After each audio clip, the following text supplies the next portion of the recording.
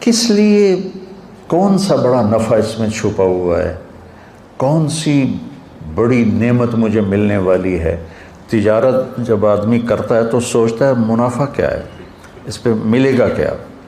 تو اللہ تعالیٰ کہہ رہا ہے کہ میں جو تم سے تجارت کر رہا ہوں نا، هل ادلکم علی تجارت، ایک تجارت بتاؤں جو تمہیں معلوم نہیں ہے، میں تمہیں بتاتا ہوں، تنجیکم من عذاب علیم، تمہیں بڑے عذابوں سے بچا لے گی۔ کیا ہے یا اللہ؟ تؤمنون باللہ ورسولہ، اللہ اس کے رسول پہ ایمان لاؤ۔ اور ایمان بنانا کوئی بڑے پہاڑ چوٹنے والی بات نہیں ہے۔ آپ کو ایک حدیث سناتا ہوں، آپ کو تسلی ہوگی۔ اذا سرت کا حسنۃ وساءت کا سیئۃ فانت مومن، تجھے نیکی کر کے خوشی ہو، نیکی کر کے خوشی ہو، اور گناہ کر کے تمہیں پریشانی ہو تو ایمان والا ہے، تو ایمان والا ہے۔ ایمان والے کا مطلب ایسا نہیں ہے کہ اس سے کوئی خطا ہوگی ہی نہیں، نہیں، یہ غلط تصور ہے۔ یہ ہمارے یہاں ایسا تصور پیدا ہو گیا، لو یہ داڑھی رکھ کے تو جھوٹ بولی جاتا ہے، اور تو داڑھی مڈا کے جھوٹ بول رہا ہے، تو دو گناہ کر رہا ہے، وہ ایک کر رہا ہے۔ اس نے داڑھی تو نہیں مڈائی، جھوٹ بول رہا ہے، اور تم نے داڑھی بھی مڈائی اور جھوٹ بھی بول رہے ہو، تیرے 2 پرچے فیل ہو گئے، اس کا 1 پرچہ فیل ہوا ہے۔ دیکھو نا، بیلنس ہونا ہے نا، وزن تولنا ہے اللہ تعالیٰ نے۔ تو یہ ایک عام بات ہے۔ میرے ایک دوست نے داڑھی رکھ لی، کچھ دنوں بعد دیکھا تو انہیں شیو کرائی، میں کو ایک ہی کیتا ہے کہ جی سارا دن جھوٹ بولنا پڑتا ہے، اس واسطے پھر میں نے شرم آئی۔ میں کہ بیوقوف، سچ بولنے کی پابندی کلمے نے لگائی ہے، داڑھی نے نہیں لگائی، اور جھوٹ چھوڑنے کی پابندی کلمے نے لگائی ہے، داڑھی نے نہیں لگائی۔ داڑھی الگ حکم ہے، سچ بولنا الگ حکم ہے۔ تو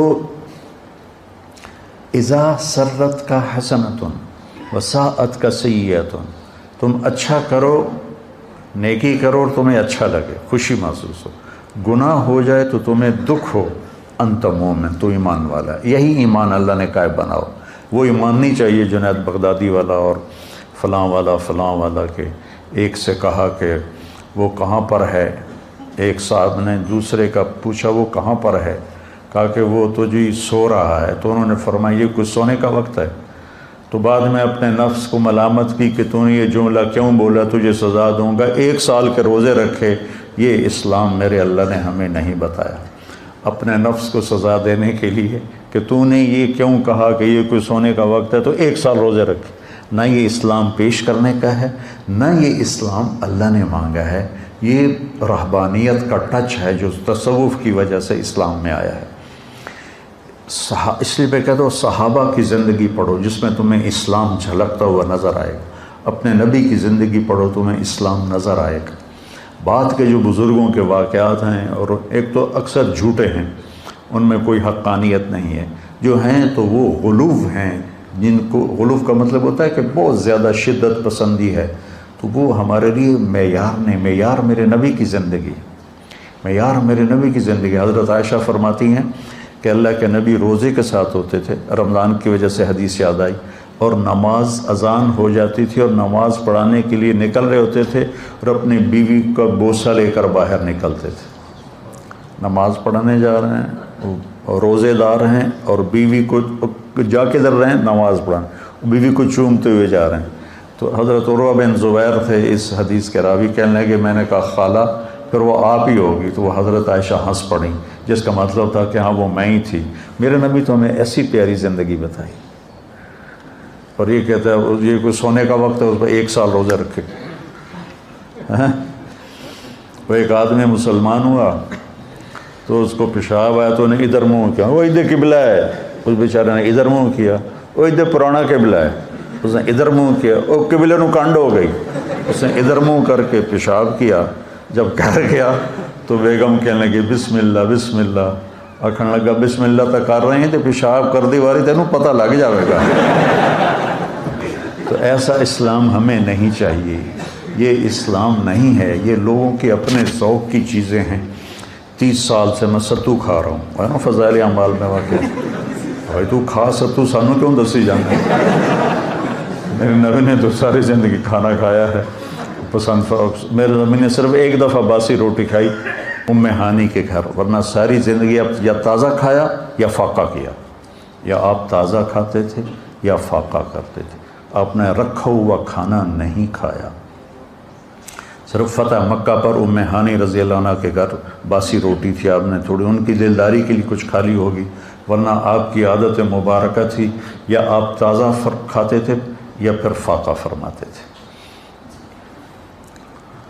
تو ایمان کا مطلب کہیں کوکاف پہ جانا نہیں ہے، 24 گھنٹے کی زندگی میں سچ بولے، جھوٹ نہ بولے، دیانتداری سے کاروبار کرے، دھوکہ نہ دے، زبان کی حفاظت کرے، گالی، غیبت، چغلی، الزام، شکایتیں یہ نہ کرے، رزق حلال کمائے، تو یہ کامل مکمل ایمان والا ہے۔ پھر اس میں کبھی کوئی اس سے اونچ نیچ ہو جائے تو توبہ کرے تو اللہ معاف کرے گا۔ یہ ہے اللہ رسول پر ایمان۔ یہ کوئی کوکاف پہاڑوں میں نہیں جانا، کوئی غاروں میں جا کے نہیں بیٹھنا، سچ بولے، دیانتداری سے اپنے کام کاروبار کرے، اپنے اخلاق اچھے رکھے، رزق حلال کمائے، تو یہ کامل ایمان والا ہے، مکمل ایمان والا ہے۔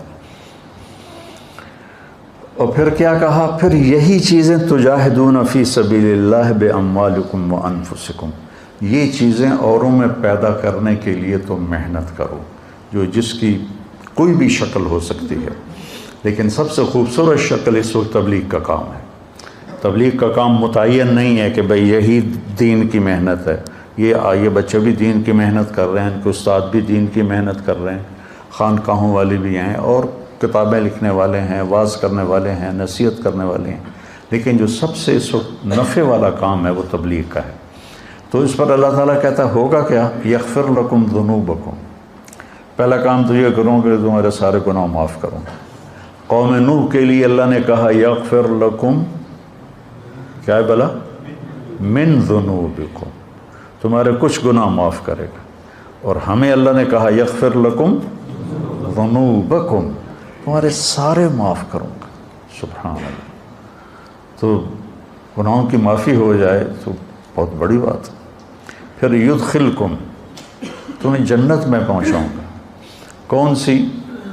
تجری من تحتها الانہار، جس میں دریا بہتے ہیں۔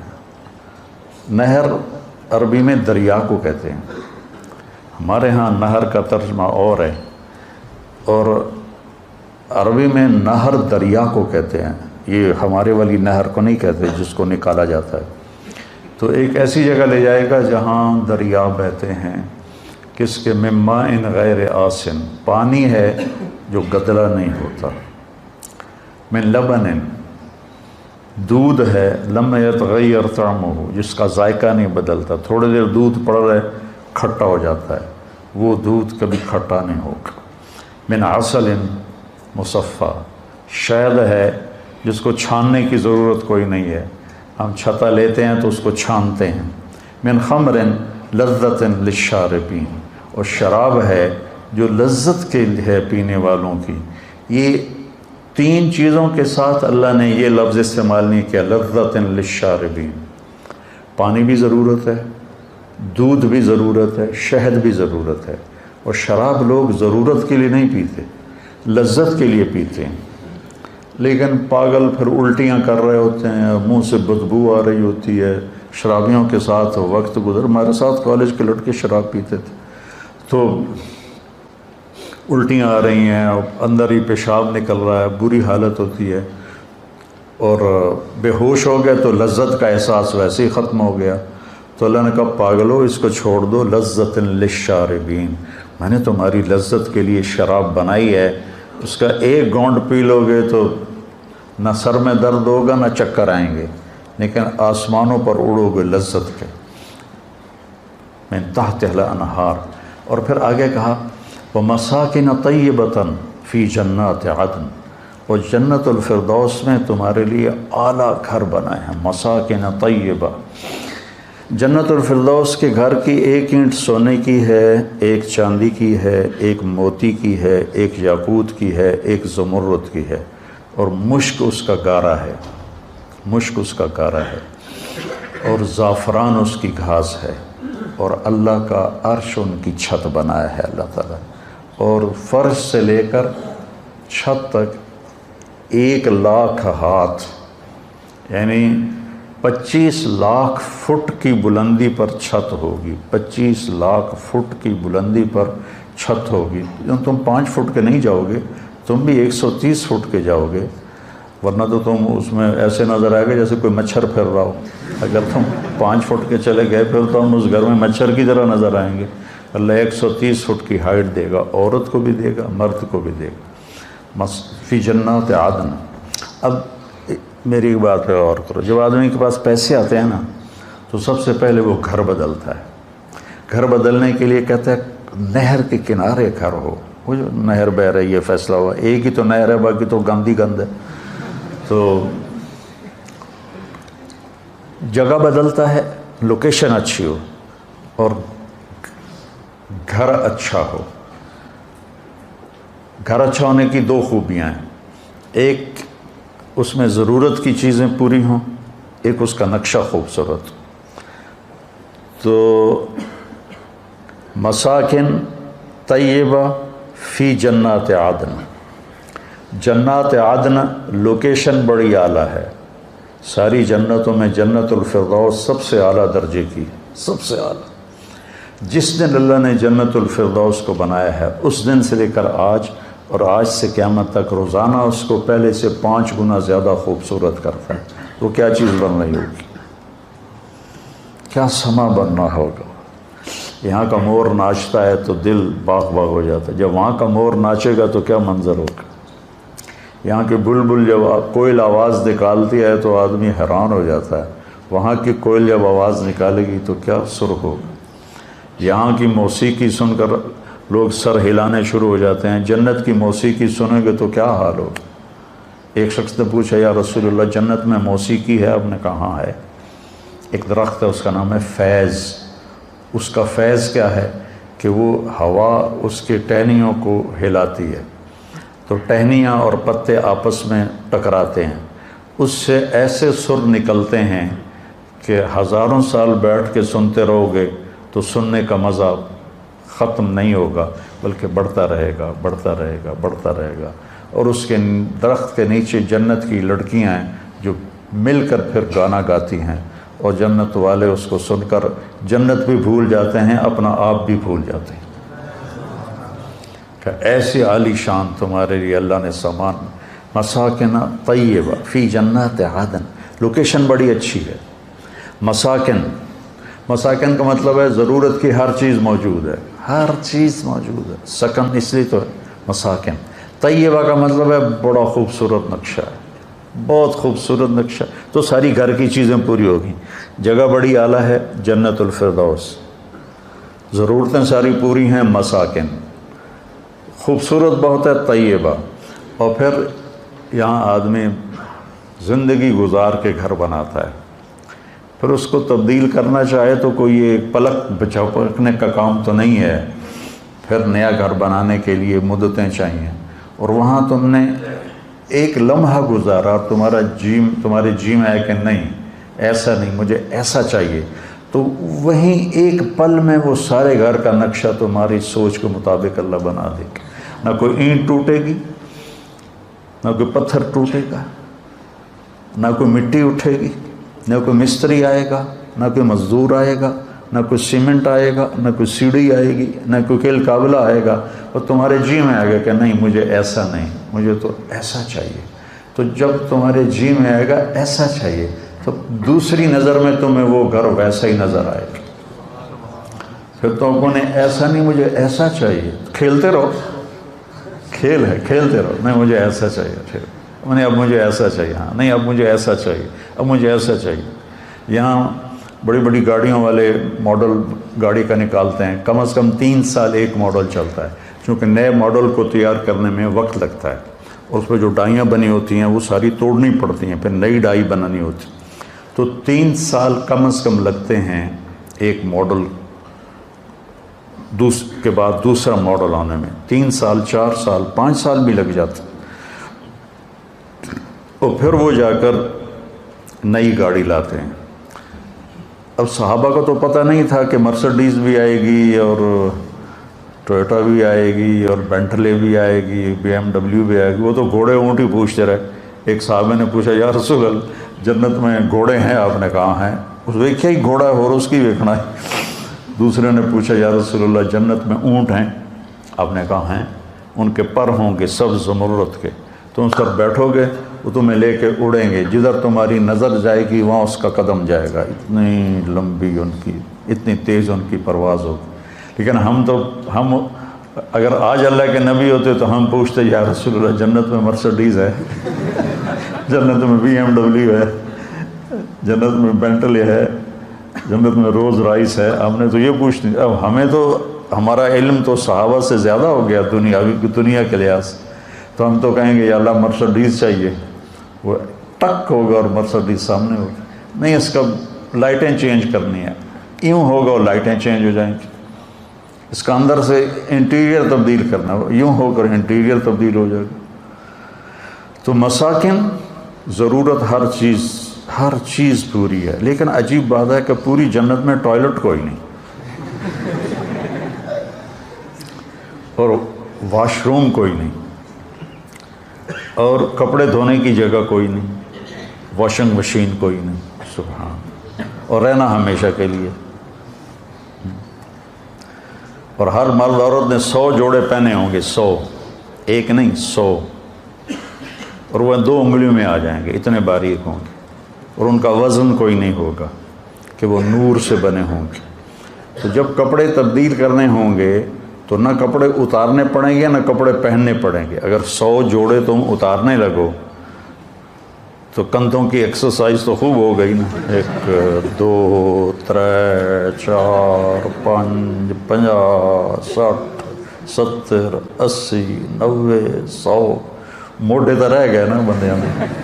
اور جب 100 پہننے پڑیں تو پھر 1 2 3 4 سال ہے جب 6 7 8 9 10 مر گیا تھا میں. ہائے ہائے ہائے ہائے ہائے کیا جنت ہے.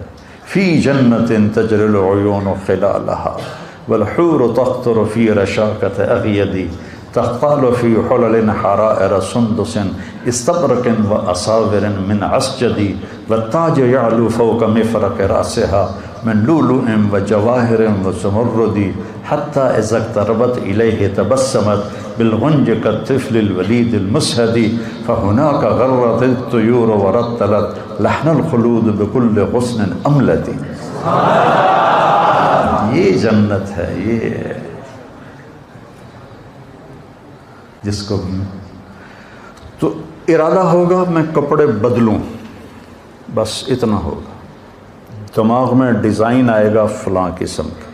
تو ایک درخت ہے طوبہ, ہر جنتی کو ملے گا, اس پر بڑے بڑے پھول لگے ہوئے ہیں. وہ پھول ایسے پھٹے گا اور ایک چمک اٹھے گی. تو چمک جب ختم ہوگی تو آپ نئے جوڑے پہن چکے ہوں گے اور اگلے غائب ہو چکے ہوں گے. ان کو رکھنے کے لیے کوئی ٹچ کیس کوئی نہیں ہے, کوئی بیگ کوئی نہیں ہے, کوئی صندوق کوئی نہیں ہے. وہ گئے, پھر کبھی لوٹ کے نہیں آئیں گے. اب چاہے دن میں 1000 دفعہ کپڑے بدلو کوئی مسئلہ نہیں, چونکہ آپ نے یوں کر کے ایک اس کا رومال بھی نہیں اٹھانا ہے, وہ سب اللہ کے ذمہ ہوگا. تو کہہ رہا تمہیں تجارت بتاتا ہوں, تمہیں بڑے دکھوں سے بچائے گی, بڑی اسپیشل تجارت ہے. ایک اپنا ایمان ٹھیک کر لو, اتنا کر لو کہ گناہ سے دکھ ہو, نیکی سے خوشی ہو, اور فرائض پورے کر لو. اور فرائض کے بعد یہ 4 باتیں میں نے بتائیں. سچ بولو, دیانتداری سے معاملات کرو, اخلاق اچھے کرو, رزق حلال کماؤ. تو پھر تم آ جاؤ, تمہارے گناہ کے سارے پیپر صاف کر دوں گا, اور تمہارے لیے خوبصورت گھر ہوگا, اور تمہارے لیے ضرورت ساری پوری ہوگی. اور کچن بھی کوئی نہیں جنت میں. یار یہ بھی یاد آ گیا, جنت میں کچن بھی کوئی نہیں. ایک دفعہ ہم بیٹھے تھے مولانا سعید خان صاحب کے پاس, تو ایک نے پوچھا جی جنت میں حقہ ہوگا؟ تو مولانا نے کہا حقہ تو ہوگا پر آگ لینے جہنم جانا پڑے گا.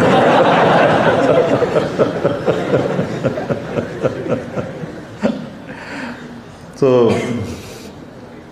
بس سب کچھ ہوگا, چاہے نسواری کو نسوار یاد آئے گی تو وہ بھی ہو جائے گی. لیکن وہ چونے والی نسوار نہیں ہوگی، وہ پھر زعفران والی نسوار ہوگی۔ کسی پنواڑی کو پان یاد آ گیا، یہ پان کھا کھا کھا اپنے منہ سارے منہ کا ہے جائیے سارا سارا منہ سرخ کیا ہوتا ہے انہوں نے۔ ہندوستان میں بہت زیادہ ہے، ہمارے ہاں تو پان کھانے والے تھوڑے لوگ ہیں، وہاں تو ہر آدمی۔